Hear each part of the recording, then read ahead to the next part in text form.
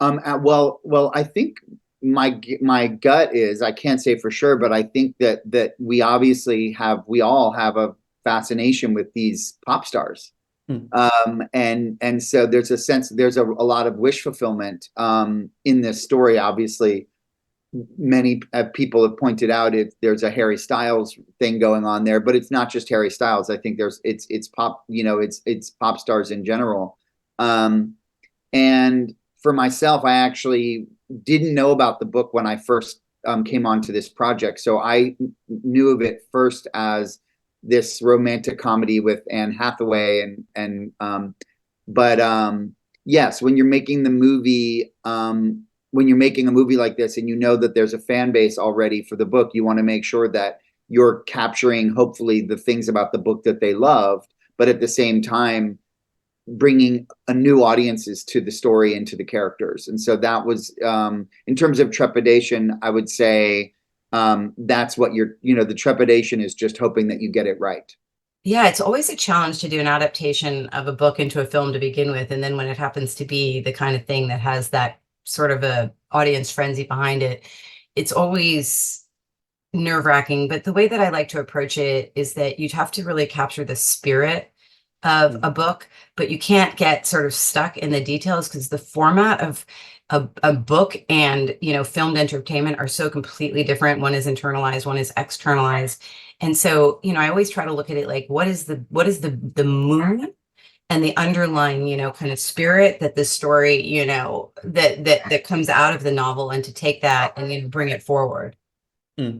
So, I mean, I think yes and no, in the sense that I think Annie and Michael and the whole team on production was really committed, I think, to being loyal to the fans and not necessarily keeping every single thing the same, but being honoring that this book has such a devoted fan base.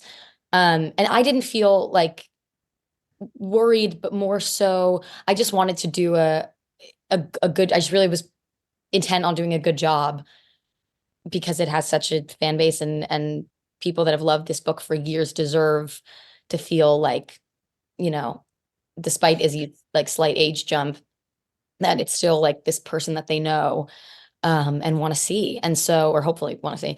And so yeah, less so pressure and more so just like, oh shit, I really want to commit to this being as me saying as loyal as possible as I can. The boot camp and the preparation for the boy band was probably the most exciting part of the process, because they naturally bonded as if they were being put together in a boy band. And that's how it's done. They're the participants in one of these groups are actually cast. And Savin Katecha, who helped us enormously to put the right group together, was used to the process, having done it with One Direction, of being in the room with a choreographer, a casting director, a music director, and figuring out, what's the right way to put together the right alchemy.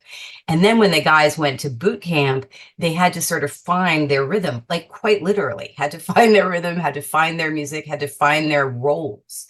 And it's funny, there's a part of the movie where, Hayes's character describes which role each of them plays. And that was written as we went. Like, it was like we wanted to understand what would come out naturally. Well, he's the sexy guy, he's the this, he's the that, and I'm just the Brit. That came right out of the reality of the boot camp. I mean, there were, I think, elements of many pop stars, again, like these young pop stars who are, obviously there's Harry Styles in One Direction, but also NSYNC and New Kids on the Block and the Backstreet Boys and all of these popular boy bands over the years who are kind of put together usually by someone else. It's almost like they're cast in a play or a movie.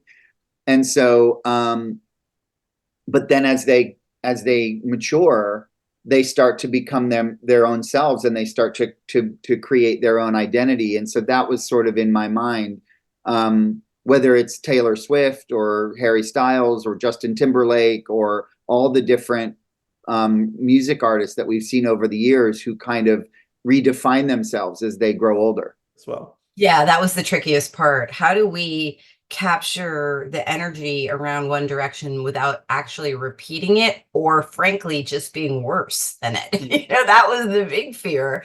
We knew we had to be original enough that we wouldn't be directly compared, and so a lot of that pressure fell on Savin to create songs that were more modern and more of the moment than One Direction's moment was, so that we didn't feel like it was a throwback and that it could really be happening today.